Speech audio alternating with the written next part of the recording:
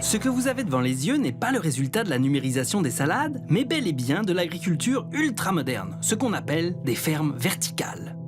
D'ici à 2050, nous serons plus de 9 milliards d'habitants sur la Terre.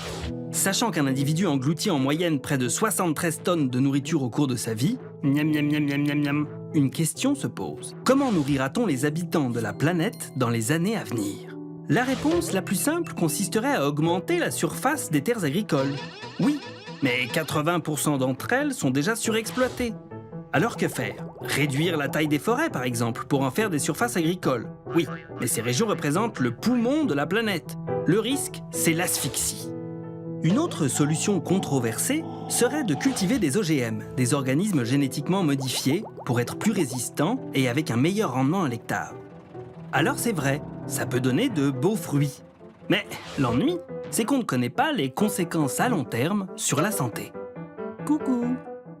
On pourrait aussi changer de régime alimentaire. Adieu burgers, conserves et pastèques. On pourrait par exemple manger des insectes ou bien des algues. Gloops! Heureusement, une nouvelle solution semble émerger, les fermes verticales. Le Japon, cet archipel qui souffre du manque de place, a trouvé une réponse originale pour nourrir ses 127 millions d'habitants. Ce pays, qui dispose d'une surface agricole 6 fois plus petite que celle de la France, a imaginé des usines où les légumes sont cultivés sur plusieurs étages. C'est ce qu'on appelle des fermes verticales. Alors que d'habitude, les légumes sont cultivés à la lumière du soleil, ils poussent dans des usines, dans des hangars sans fenêtres, comme ici, à Kimidori, à 250 km au nord de Tokyo. Pour entrer dans ces usines sécurisées, il faut changer de tenue, enfiler un masque et une combinaison stérile. Pour éviter d'apporter de l'extérieur des insectes ravageurs ou des maladies, le secret, c'est aussi de bien se laver les mains. Là, je plonge mes mains dans une bassine de désinfectant pour éliminer les éventuelles bactéries responsables d'intoxication alimentaire. Je répète toutes ces opérations à chaque fois que je rentre dans l'usine, le matin et après la pause déjeuner. Ces précautions prises, nous pouvons accéder aux salles de culture.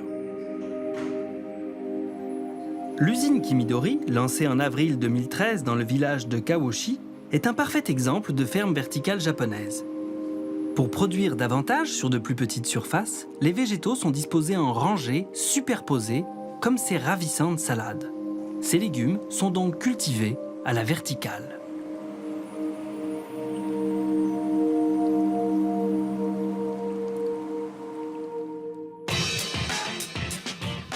Cette nouvelle façon de produire les fruits et légumes qui se dessinent au Japon peut sembler saugrenue.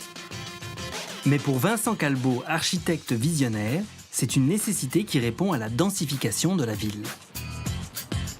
Le concept de ferme verticale est de construire une ville qui vienne se densifier non plus à l'horizontale, mais bien à la verticale pour économiser le territoire.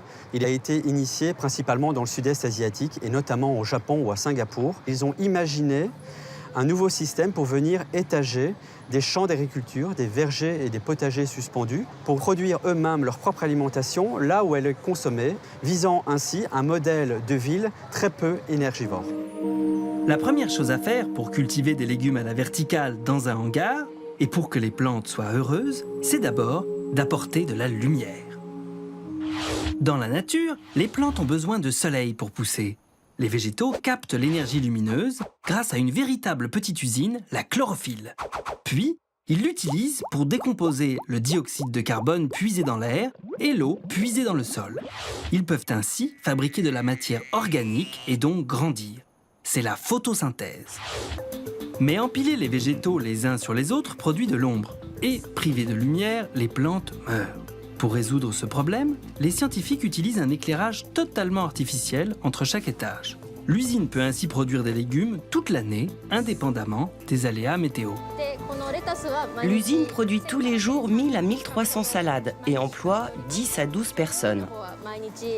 Ici, l'éclairage est composé de diodes bleues et de diodes rouges. Alors on a l'impression que les laitues sont rose foncé. Mais si on les regarde sous le soleil ou sous une lumière fluorescente, elles sont bien vertes. Comme il n'y a pas d'insectes dans cette usine d'un nouveau genre totalement aseptisée, il est inutile d'utiliser des pesticides. Les végétaux sont parfaitement sains et propres.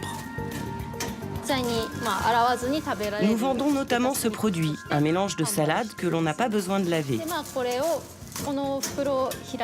On ouvre le paquet et on peut savourer tout de suite.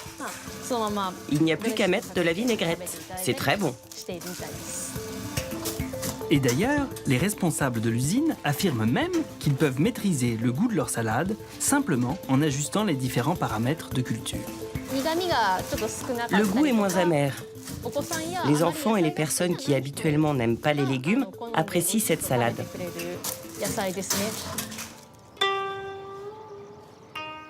Mais cet avis n'est pas partagé par tous. À quelques pas de Kimidori, Yoshinori Akimoto se nourrit principalement des légumes de son potager. Et pour lui, leur goût est bien différent de ceux de l'usine.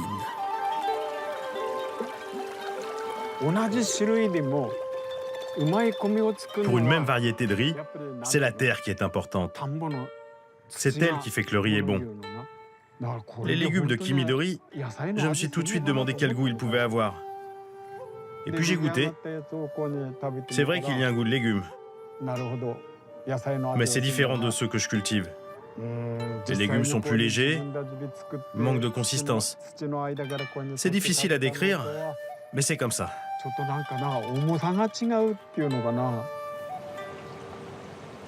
Si le goût n'est pas au rendez-vous, les fermes verticales fleurissent pourtant sur l'archipel. On en dénombre déjà plus de 150. Et depuis l'accident nucléaire de Fukushima, ce chiffre ne cesse d'augmenter. Les légumes des usines offrent une alternative aux consommateurs qui refusent ceux qui sont cultivés dans les régions contaminées. À Kimidori, la ferme verticale n'est pas encore en mesure de subvenir aux besoins de toute la population. Mais elle fournit déjà des salades à plusieurs chaînes de restaurants chaque jour de l'année. Des salades cultivées hors sol grâce à l'hydroponie.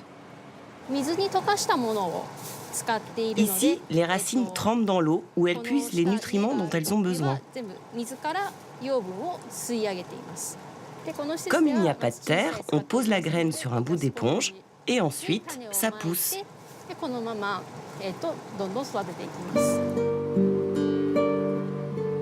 Les végétaux poussent donc les pieds dans l'eau. Une eau à laquelle on ajoute tous les nutriments dont ils ont besoin. Azote, phosphore, potassium. À chaque plante, son dosage et son menu. À Kimidori, les légumes sont immergés dans un milieu où tout est fait pour qu'ils poussent plus vite. On utilise l'air conditionné pour maintenir la température à 25 degrés. En même temps, avec ce tube, on diffuse de l'air frais directement au-dessus des salades. Comme ça, il n'y a pas de différence de température d'une rangée à l'autre. On diffuse aussi du gaz carbonique sur les salades. Il passe par ce gros tuyau et sort par le même tube que l'air frais. La plante utilise le dioxyde de carbone ou CO2 pour faire la photosynthèse. Elle l'absorbe dans l'air et le décompose pour fabriquer de la matière organique. Si on augmente un peu les quantités de CO2, on accélère la photosynthèse et la plante grandit plus vite. Si on l'augmente trop, il y a moins d'oxygène et la plante ne peut plus respirer.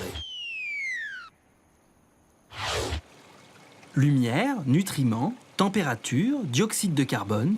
En contrôlant tout, ces usines à légumes parviennent à faire pousser les plantes 2 à 4 fois plus vite qu'à l'extérieur. En plus, on peut mettre autant d'étages que l'on veut. Et sur chaque étage, on peut agrandir la surface.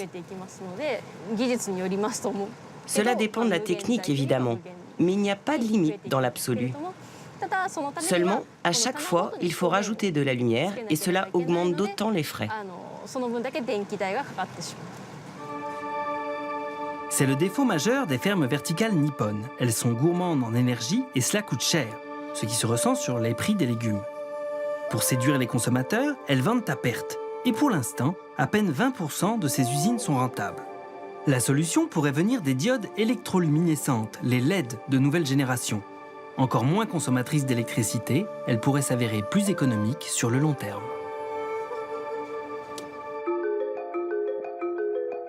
Alors que les fermes verticales sont expérimentées au Japon, ailleurs, elles n'en sont qu'à leur début.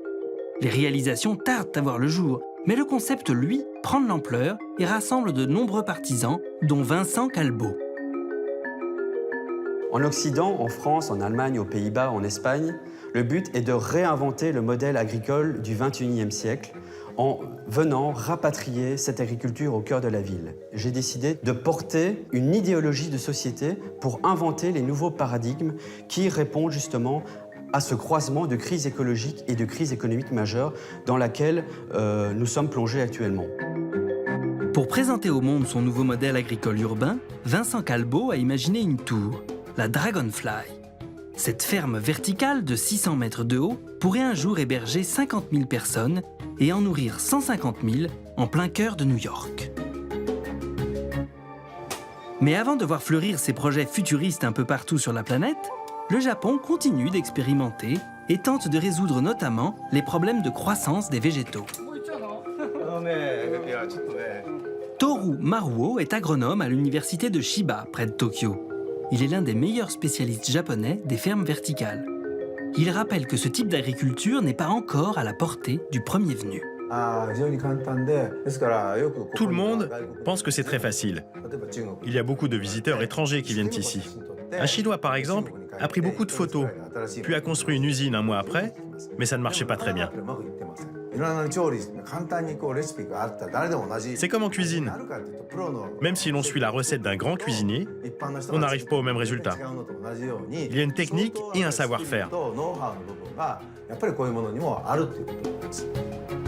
Les usines verticales ont donc des limites. La première vient des plantes. À force de les inciter à croître plus rapidement, elles montrent parfois des signes de fatigue. Là, c'est de la laitue. Ces taches marron, c'est le problème des pointes brunes. C'est lié à un manque de calcium. Mais ce n'est pas une maladie. Pour éviter ce problème, nous sommes en train de regarder si on peut changer la recette en nutriments ou les paramètres de l'environnement intérieur. Les fermes verticales, par ailleurs, ne conviennent pas à toutes les variétés. Il faut des plantes de petite taille pour qu'elles se glissent entre deux racks. Ici, ce sont des fraises. Oui, des fraises. Pour les légumes trop chers à produire, on mixe parfois deux systèmes, lumière artificielle, puis lumière du soleil en serre classique. Pour les tomates, du stade de la fleur à celui de la récolte, il faut compter 60 jours environ. C'est très long. Donc, on ne peut pas utiliser tout le temps la lumière artificielle. En plus, la plante est très haute et la densité de tomates est plutôt faible. Alors, au début, on met seulement les semis sous la lumière artificielle, puis on place les grandes pousses sous la lumière du soleil. C'est ce qu'on fait en général au Japon. Mais ce qui fonctionne ici avec les tomates ne marche pas encore avec d'autres plantes, comme le riz ou la pomme de terre. Tout n'est donc pas encore au point, mais ces drôles d'usines nippones préfigurent un nouveau modèle agricole, l'agriculture urbaine. Car si les végétaux sont capables de se développer loin de la terre et du soleil, alors ils peuvent envahir l'espace urbain. À Tokyo et Osaka, par exemple, une chaîne de sandwich cultive salades et mini-tomates à l'intérieur même de ces restaurants et propose de les consommer sur place. En apparence, c'est super joli. C'est vert, c'est propre. Je me suis tout de suite dit que je pouvais manger ça sereinement. C'est pour ça que je reviens souvent dans cette boutique. En plus, on voit tout de suite que les légumes sont très frais.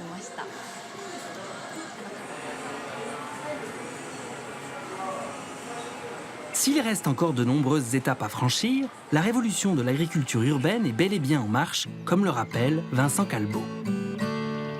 L'agriculture urbaine a un plein essor devant elle durant le XXIe siècle et elle est déjà en train d'éclore à Singapour, à Chicago, à Kyoto et bientôt sûrement à Paris ou à Berlin. Ce modèle expérimenté par les Japonais pourrait un jour nourrir autrement les populations des villes.